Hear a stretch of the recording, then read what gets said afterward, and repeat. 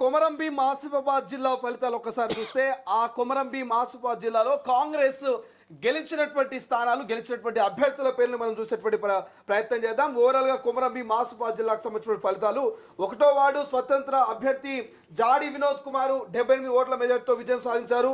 ఇక 3వ ward BRS అభ్యర్థి మోంగ్రే ఆకాష్ అనేటువంటి అభ్యర్థి 23 ఓట్ల మెజార్టీతో విజయం సాధించారు. 5వ వార్డు కాంగ్రెస్ అభ్యర్థి స్వప్నరాణి 38 ఓట్ల మెజార్టీతో విజయం సాధించింది. 7వ వార్డు బీఆర్ఎస్ తనుక్కి భార్గవి 93 ఓట్ల మెజార్టీతో విజయం సాధించారు. 9వ వార్డు అభ్యర్థి సనాబిన్ అహ్మద్ బీఆర్ఎస్ అభ్యర్థి విజయం సాధించడం తెలుస్తుంది. ఇక 11వ వార్డు కాంగ్రెస్ అభ్యర్థి రాపర్తి కార్తిక్ విజయం సాధించారు 13 ఓట్లతో. 13వ వార్డు కాంగ్రెస్ అభ్యర్థి గుండా స్నేహ 160 ఓట్ల మెజార్టీతో విజయం సాధించింది.